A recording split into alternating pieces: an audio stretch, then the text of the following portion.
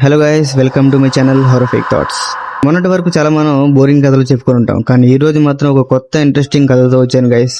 So ఇంకా కథ మొదలెడితే ఒక రీసెంట్గా పెళ్ళైన ఒక దంపతులు, అంటే కపుల్స్ అంటారు అనమాట. సో వాళ్ళు రీసెంట్గా మ్యారేజ్ అయ్యి ఒక మంచి హనీమూన్ స్పాట్కి వెళ్దాం అనుకున్నారు. సరే అని చెప్పి వాళ్ళు ఇద్దరు కూర్చుని కళ్ళు మూసుకుని మ్యాప్ మీద ఏళ్ళు పెట్టి ఆట ఆడుకుంటున్నారు. స్టార్ట్ అంతా అయిపోయింది, బాగానే ఉంది. కానీ వాళ్ళ హస్బెండ్కి డార్జిలింగ్ వెళ్దామని ఉంది, ఆ అమ్మాయికి మాత్రం మనాలి వెళ్దామని ఉంది. ఇద్దరు గొడవాడి అలాగా డార్జిలింగ్ వెళ్దామని ఫిక్స్ అయ్యారు. సరే అని చెప్పి ట్రైన్లో బయలుదేరారు డార్జిలింగ్కి. లాంగ్ జర్నీ అంటే ఆ అమ్మాయికి చాలా ఇష్టం, అందుకే ట్రైన్ జర్నీ ఎంచుకుని ట్రైన్లో అలా వెళ్తున్నారు. అంతవరకు నో ప్రాబ్లం, అంతా బాగానే ఉంది. కానీ డార్జిలింగ్ వెళ్ళిన తర్వాత ఎక్కడికి వెళ్ళాలి, ఎలా వెళ్ళాలి అని ఇతనికి ఏం తెలియదు, ఆ అమ్మాయికి కూడా తెలియదు. సరే అని చెప్పి ఒక ట్రావెల్ ఏజెంట్ని బుక్ చేసుకుని కారు కూడా బుక్ చేసుకుని ఒక 2 days అలా తిరిగారు డార్జిలింగ్ మొత్తం. అంతా బాగానే ఉంది. కానీ 3వ రోజు తిరగాలని వెళ్తుంటే సడన్ గా దారిలో టైర్ పంచర్ అయింది. సరే అని చెప్పి దగ్గరలో ఏదైనా హోటల్స్ ఉన్నాయా అని వెతుకుతుంటే దారిలో ఒక ముసలోడు కనపడి ఒక సిటీలో అవుట్స్కౌట్ లో ఉన్న హోటల్కి తీసుకెళ్తాడు. సరే హోటల్కి తీసుకెళ్తాడు, అంతా బాగానే ఉంది. అక్కడికి వెళ్ళిన తర్వాత ఆ హోటల్లో ఒక్క మనిషి కూడా ఉండడు. బయట చూస్తే ఒక్క బండి కూడా ఉండదు. లోపల చూస్తే నిర్మానుష్యంగా ఉంటుంది. లైట్లన్నీ పగిలిపోయి ఇంకా కుర్చీలు ఇరిగిపోయి ఉంటాయి. ఆ ముసలాడు ఏమన్నాడంటే, ఇక్కడ దగ్గరలో ఉన్న హోటల్ ఇది లేకుండా ఇంకొక మీకు వేరే ఆప్షన్ లేదు అని చెప్పాడు. అప్పుడు సరే అని చెప్పి ఆ కపుల్స్ కూడా ఈ రాత్రిలో ఎక్కడికి వెళ్తాం అనుకుని ఆ హోటల్ తీసుకుని అక్కడే స్టే చేశారు. స్టే చేసిన తర్వాత రాత్రి 11 అయింది. అలసిపోయి వచ్చారిద్దరు. అలా కూర్చుని మాట్లాడుకుని కాఫీ తాగి, సరే వాళ్ళ వైఫ్ ఏమందంటే, సరేనండి ఇప్పుడు నేను వెళ్ళి స్నానం చేసి వస్తాను, మీరు ఇక్కడే వెయిట్ చేయండి అని చెప్తుంది. అక్కడే వెయిట్ చేస్తూ ఉంటాడు. ఆమె స్నానం చేసి తిరిగి వస్తుంది. తిరిగి వస్తే చూస్తే వాళ్ళ వైఫ్ షాక్. అసలు ఏమైందంటే వాళ్ళ హస్బెండ్ రక్తం కక్కుకుని అదే బెడ్ మీద పడిపోయి ఉన్నాడు. ఆ అమ్మాయి గట్టిగా అరుచుకుంటూ కిందకు వచ్చింది. కిందకు వస్తే చూస్తే ఎవరూ లేరు. అంతా నిర్మానుష్యంగా ఉంది. లైట్లు మిలుకుమంటున్నాయి. ఇక్కడకున్న దగ్గరలో ఫోన్ చేస్తుంటే ఫోన్ కూడా కలవట్లేదు.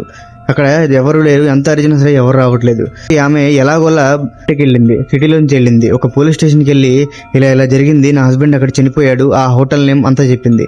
హోటల్ నేమ్ చెప్పగానే చాలు పోలీసులు వణుకే.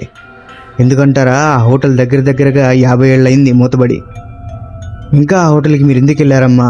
ఆ హోటల్ దగ్గరగా మూతపడి 50 ఏళ్ళు అయింది కదా, అక్కడికి మిమ్మల్ని ఎవరు తీసుకెళ్లారు అని పోలీసు ఆ అమ్మాయి మీద అరుస్తూ ఉంటారు.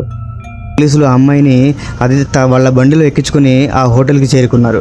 చేరుకున్న తర్వాత ఆ అమ్మాయి వణికిపోతూ భయంతో, ఇక్కడే సార్, నేను రిసెప్షన్లో ఎంట్రీ తీసుకుని తాళం గుర్తు తీసుకుని ఇంకా రిజిస్టర్లో నా పేరు ఎంటర్ చేసి మరి పైకి వెళ్ళాము, ఇంకా 2 వ్యక్తులు సోఫాలో కూర్చుని మాట్లాడుకుంటున్నారు అని చెప్పింది. అప్పుడు వెంటనే పోలీస్, ఏంటమ్మా పిచ్చిగా మాట్లాడుతున్నావు, చూస్తే చదువుకున్న దానిలో ఉన్నావే, అసలు మనుషులు ఏంటి, ఇక్కడ ఉండడం ఏంటి, ఈ హోటల్ దగ్గరగా మూతపడి 50 సంవత్సరాలు అయింది, ఏం మాట్లాడుతున్నావమ్మా అని చెప్తారు. అప్పుడు ఆ అమ్మాయి షాకు గురవుతుంది.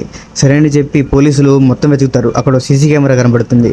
అప్పుడు ఒక కానిస్టేబుల్కి చెప్తాడనమాట, సీసీటీవీ ఫుటేజ్ ఎలాగైనా తెప్పించు, నేను చూడాలని చెప్పి. ఆ కానిస్టేబుల్ అరేంజ్ చేస్తూ ఉంటాడు. ఈ లోపు పైకి వెళితే వాళ్ళ హస్బెండ్ ఇంకా అక్కడే బెడ్ మీద రక్తం కక్కుని చనిపోయి ఉంటాడు. అప్పుడు వెంటనే పోలీసులు ఏం చేస్తారంటే ఆ బాడీని కలెక్ట్ చేసుకుని అంబులెన్స్ని పిలిపిస్తారు. అప్పుడు హాస్పిటల్కి తీసుకెళ్ళి పోస్ట్మార్టం చేయమని ఆ పోలీస్ ఆ డాక్టర్కి చెప్తాడు. సరే అని చెప్పి ల్యాబ్లో పోస్ట్మార్టం చేసి డాక్టర్ ఆ రిపోర్ట్స్ని పోలీసులకు ఇస్తాడు. అప్పుడు దాల్సిన తెలిసిన విషయం ఏంటంటే ఫుడ్ పాయిజన్ అయ్యి రక్తం కక్కుని ఎవరో విషం కలిపారని చెప్తాడు.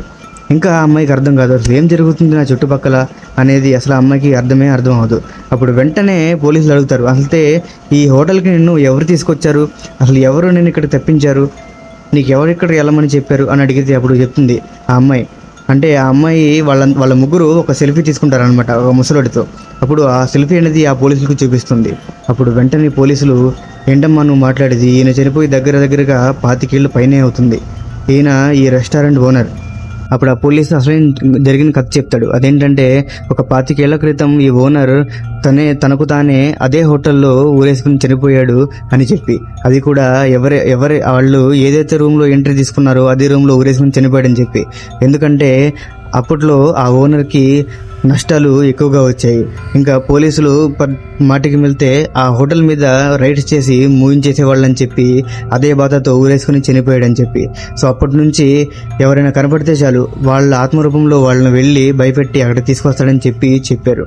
అప్పుడు వెంటనే ఆ అమ్మాయి భయం వేసి, నన్ను ఎక్కడికైనా ఇక్కడ నుంచి నన్ను ఎప్పుడు నన్ను ఇక్కడ నుంచి తీసుకెళ్ళండి ప్లీజ్ అని చెప్పి రిక్వెస్ట్ చేసుకుంటూ ఉంటుంది. సరే అని చెప్పి ఈ లోపు సీసీ కెమెరా రికార్డింగ్స్ కూడా వస్తాయి. అప్పుడు చూస్తే వాళ్ళ భార్యాభర్తలు ఇద్దరే ఉంటారు, ఇంకా ఎవరు ఉండరు. వాళ్ళు ఎవరితోనో మాట్లాడుతూ ఉంటారు, కానీ ముందు మాత్రం ఎవరు ఉండరు. వాళ్ళు మాట్లాడింది, వాళ్ళు చేసింది మొత్తం ఆత్మలు సీసీ కెమెరాలు రికార్డ్ అవ్వవు. సో ఈ కథ ఎలా ఉందో నాకు కామెంట్లో చెప్పండి. మరి ఈ కథ నచ్చితే లైక్ చేయండి, షేర్ చేయండి. ఇంకొక ఇలాంటి కథల కోసం follow, subscribe. Bye bye, take care. మీ హారఫిక్ థాట్స్.